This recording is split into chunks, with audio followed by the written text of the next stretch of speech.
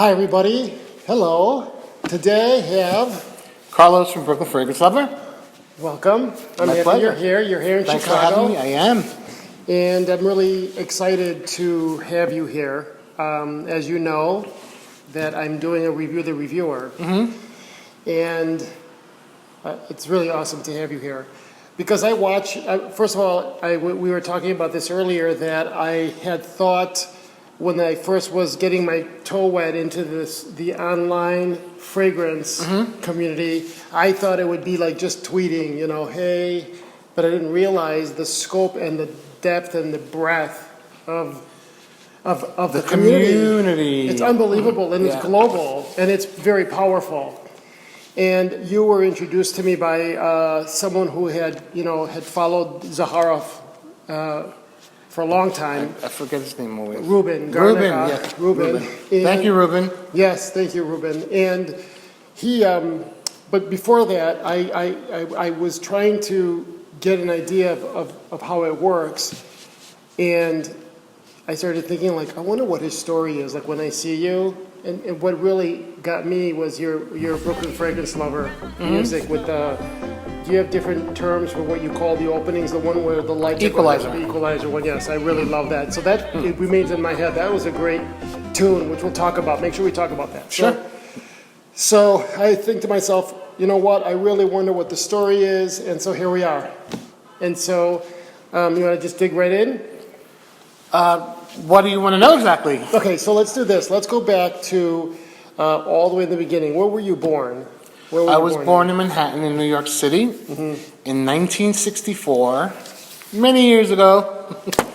I'm going to be 56 this March 19th. I was born on St. Joseph's Day. Which I have to tell you, when I saw you had mentioned something about being 55, I said to you this morning, how Yes. old are you? There's no way you don't look like you're 55. You look like you're 10 years younger. Thank you. So you were born in New York? Yeah.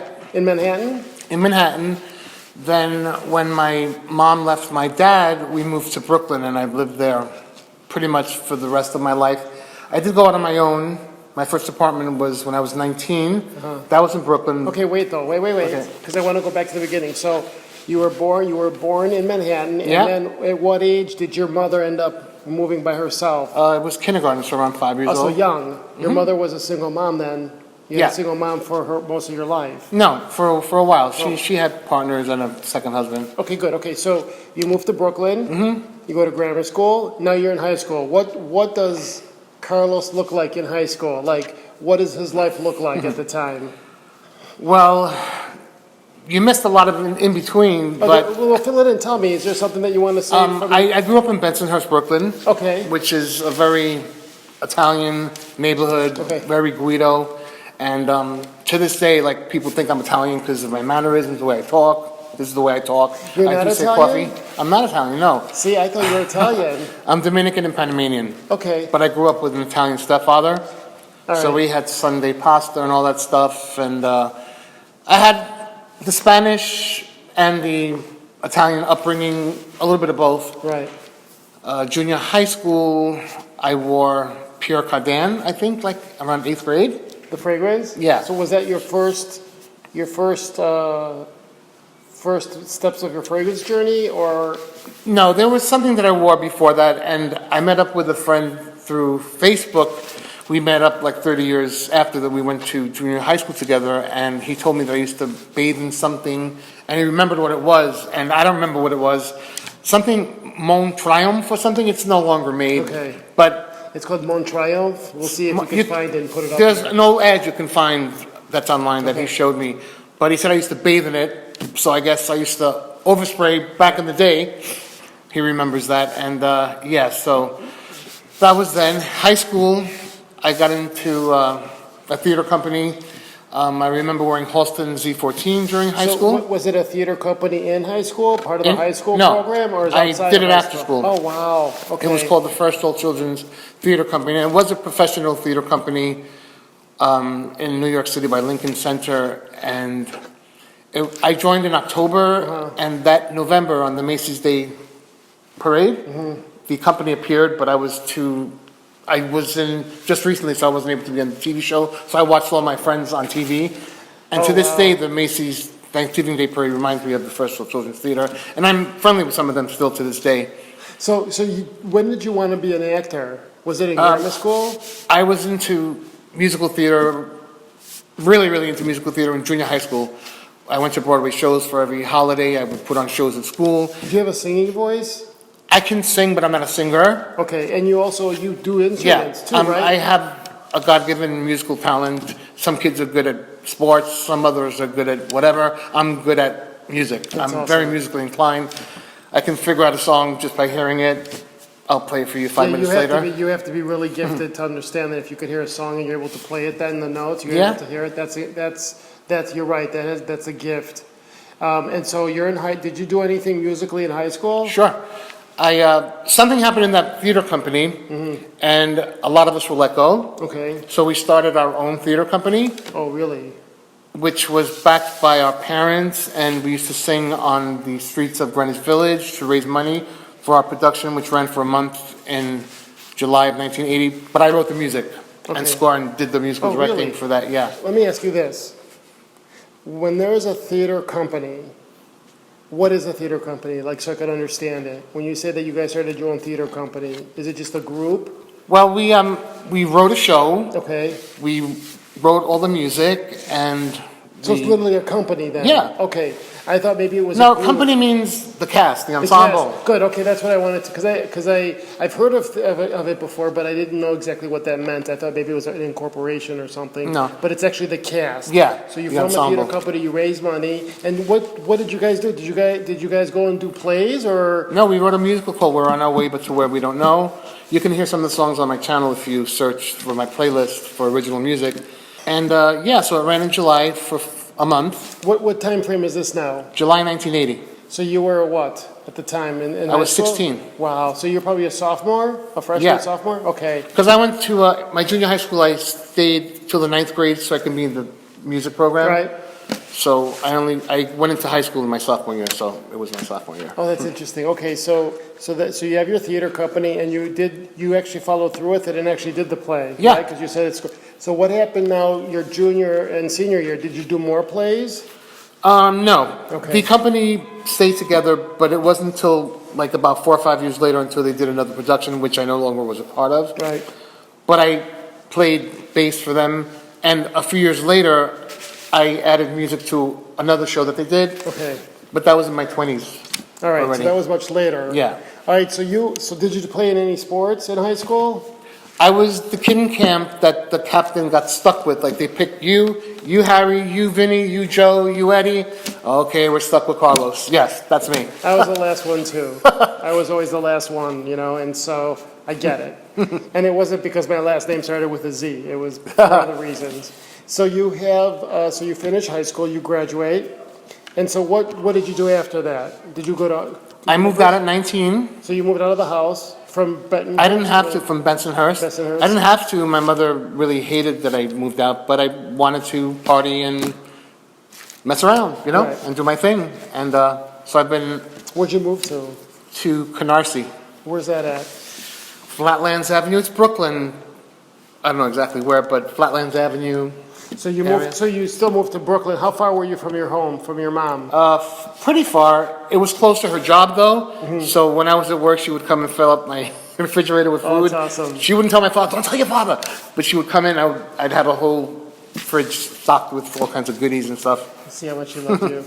And so, okay, so so you move out of the house. Did you get a job? Did you go to university? Yes, I didn't. I should have gone to university for music, for acting, for something, but I didn't. I partied for many years. Was it just because was the opportunity there for you to go? Like, if you wanted to go, could you have gone, or was it an option? If I would have stayed in high school and didn't transfer, I would have been left back. Okay. But so in my last semester of high school, I transferred to a school called City Ed School, where you do internships to earn credits. Okay. So with that, I did the program and I did graduate and got a high school diploma Okay. from City Ed School. Didn't go to college. I moved down and went to work. And so, what was one of your first jobs that you did? What I'm still doing today, children's shoes. You do children's shoes. I didn't know that too. Okay, because I thought you did it. I knew that you did shoes. I didn't know it was. No, I do for kid kids' shoes. So Fitting kids for their first walking shoes and things like that. Oh wow! So that's interesting because that's pretty interesting because you are a part of these. It's a huge getting shoes from a child, their first pair of shoes. You're a part of that, right? You're a part of that. I work for my current job for 31 years, March 1st. I fit first shoes of people who I fit their first shoes, their kids' first shoes I fit, so generations. Wow. So is the place that you work at, and we won't mention the name, does it do all types of shoes, and you do children's?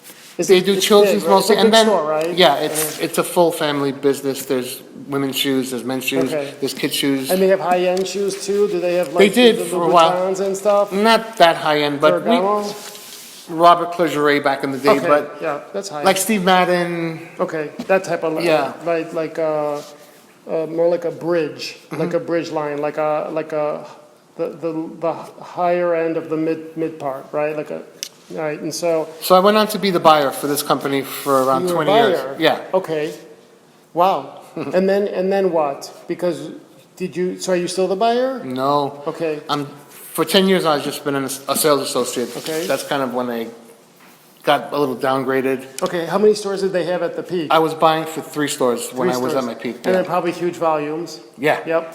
And then for whatever reason, so I wouldn't say the word just. Is this that you went from being a buyer and you went back on the sales floor, right? I went back on the sales floor, but I was always on the sales floor. In this So company, you were also a buyer I and did a sales floor. Oh, behind the scenes work, but you had to be on the Okay. floor during busy season and all that And stuff. so you always had your finger on the pulse then, right? Yeah, you have to know what your customers need and are asking for. Right. And so what is like a trend right now in women, in children's shoes that you see? Like what changes with trends with shoes? I don't know. I kind of, sneakers. Athletic shoes are huge. Nike, Adidas, and it's always in cycles Nike's always on top, but for like 2, 3 years, 4 years, Adidas will be big, then Reebok all of a sudden will be big. That's interesting. Little Okay. cycles. But what I want to say is that when I was taken away from being a buyer, when I lost that position rather, that's when I was able to find time to find this whole perfume And when world. did that happen? What year? 2009, 2000. And how did that happen? Because at that time, 2009, YouTube was fairly new. Yeah, I didn't start off on New-ish. YouTube. I started blogging first. I was with a group called the Good Smellers. The Good Smellers? The Good Smellers. It was a Okay. take on the Good Fellows, but Right. because it was a bunch of guys, around 8 or 9 of us. That's cool. So it's the Good Smellers with taking from the Good Fellas. Right. I like that. Okay. And how many of them were you that were doing I think it was the around blogging? 8 or 9. Okay. A couple of cops, a fireman. Oh, really? IT guys. Yeah. What was one of the first? Do you remember the first fragrance you blogged about? I don't, but I remember Amouage was one of our big things, and we did a lot of events. When Min New York first came out, we covered that. But I was the one who really had the energy. Like To do it. everybody was into it, but they had lives. They were building families, Right. and they didn't have enough time to put into this as I As did. you So I eventually kind of went off on my own. So what made you That's say? on BFL. What would you say made you bounce from doing the blog to BFL? How did Well, actually, I did, because some of them were YouTube reviewers. Frunkinator and Drakdoc were YouTube reviewers. So while we were blogging with the Good Smellers, I started getting my feet wet with reviews. So I was doing some videos there on the Good Smellers channel. But in 2014, I decided, I'm tired of wrangling everybody to get this done, so I'm just going to go ahead and do it on my own, and that's how BFL started. My first video was September 13th, 2014. So it was 5 years last year. So you've been doing this for 5 years. Wow. So would you consider yourself an OG? No. Original? No. There were people before me. Okay. Was there someone that you looked at that inspired you, that you said, this is what inspires me to want to do a channel? Well, I loved, what Cody did, and I loved what Frunkinator did. I loved Fragrance Bros. I loved Redolessence, of course. And When did Steven start? like about 2000, a few years before me. Before you, okay. So like 2009, maybe I want to say. I see. So I don't know where I was able to see it, but I saw some of the early videos of Steven, and it was. He's really, kind of really he's early. kind of aged little by little. Right, and well, he's gotten also grown. You could see Yeah. how, like the curve of him, and so That's with anyone. I mean, I cringe when I look at some of my early videos. Like, oh. But I think it's great because it shows growth. It shows that you've evolved. And so when did the time came when the two of you, because there's a New York group, right? And so when did that? It's not a group. It's just But we people all just see it happen as to. that. Live in Manhattan, They can see whatever they want to see. right? We just happen to live, but we don't all hang out every single day. Of course not. It's just easy for us to get to an event that's happening in New York City because we all live in the tri-state area. Right. But hold on. But so you have a group of guys that live in an area. Okay. When was the time that you went and decided with Steven, let's start doing collabs back and forth on the videos? Like, how did that work? Because were you talking to everyone else? Would you guys all talk? No, well, Or how did it evolve? Like, how did I the went over beginnings- to Stephen and Jen's house when they were just engaged. Okay. And About what time? When was that? I don't know. You're making me remember too many things. I don't know what I ate for breakfast. Okay, so let's say 2000 blah, They've blah. been married. They have a 2-year-old daughter. Okay.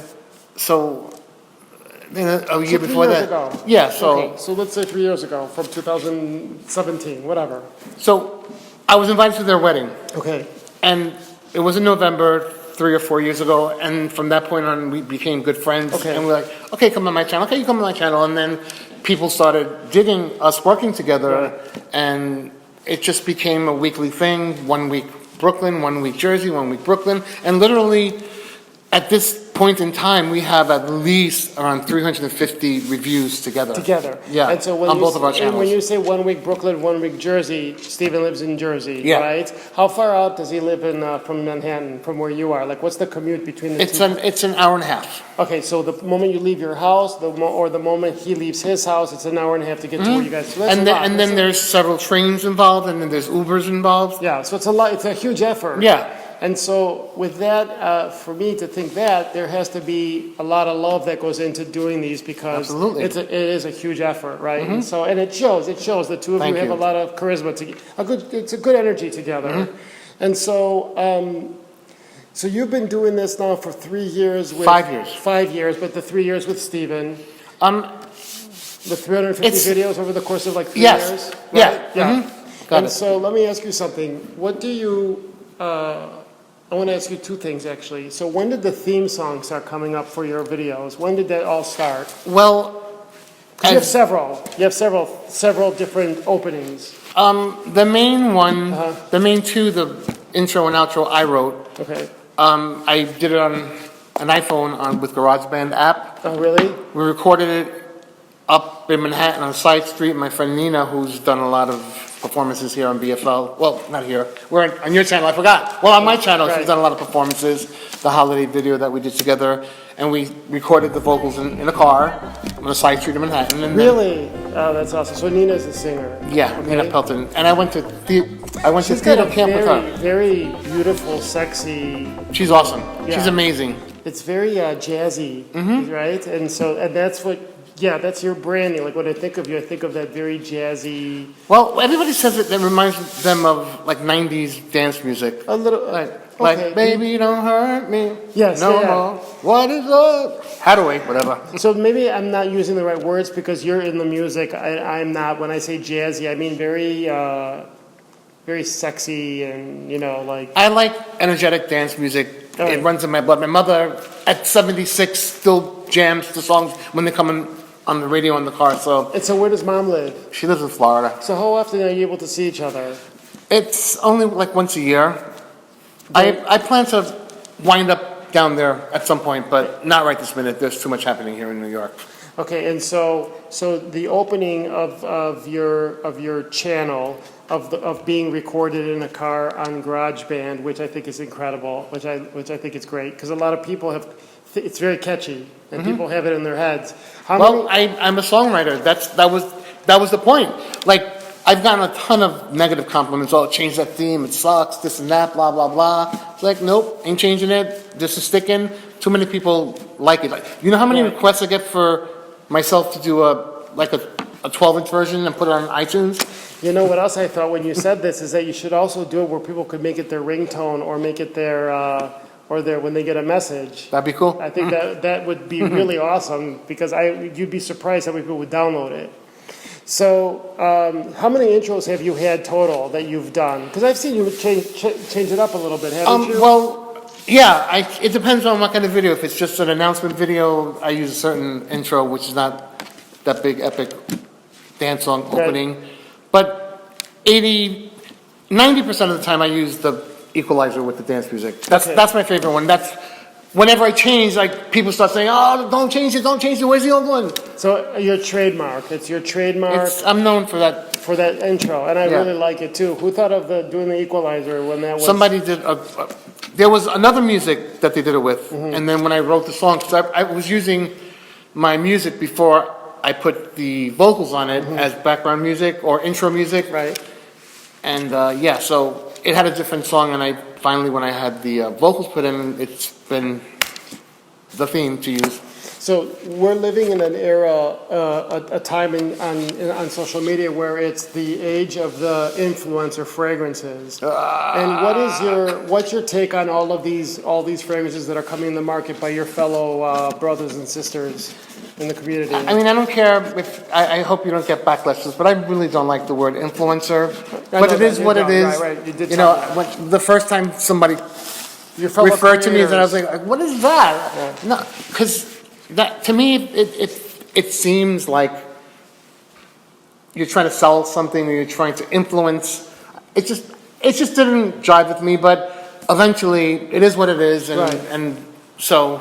So what's your take on all of these content creators coming out with their own fragrances? I have no problem with that. I totally support it. If it's done in the right way.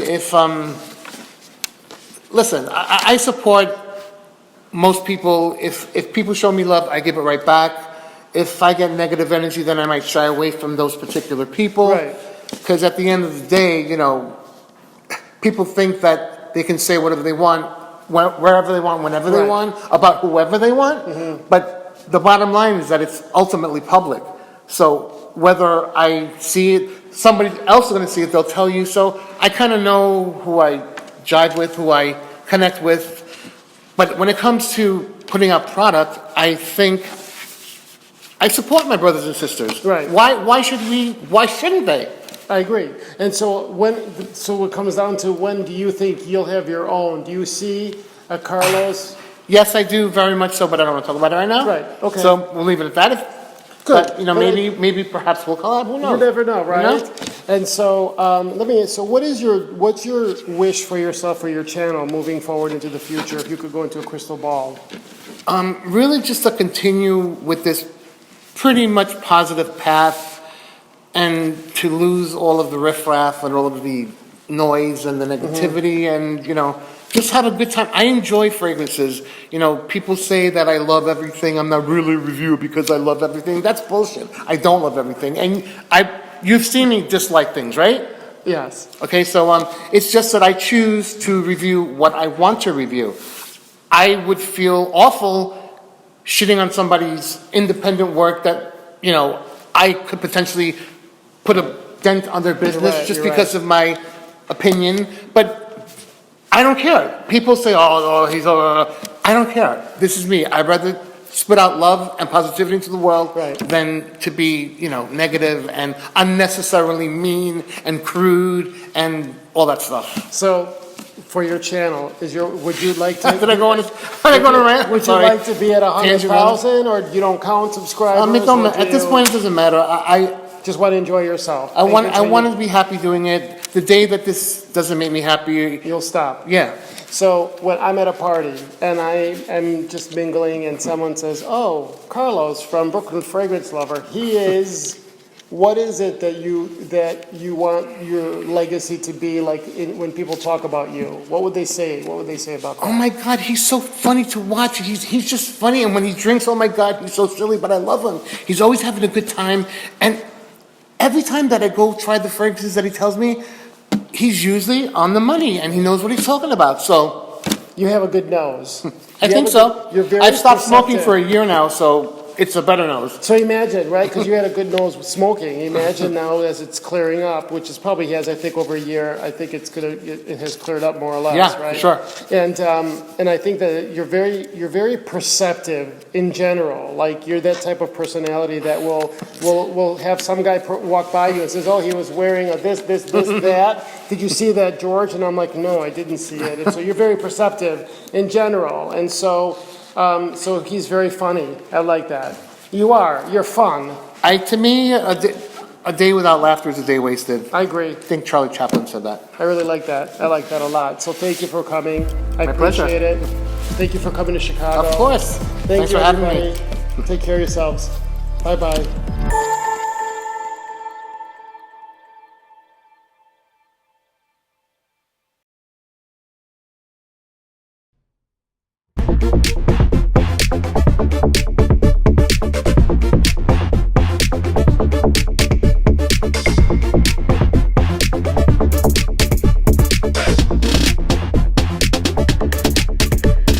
Where you gonna put it, put it right there, put it right there. Where you gonna put it, put it right there, put it right there. Where you gonna put it, put it right there, put it right there.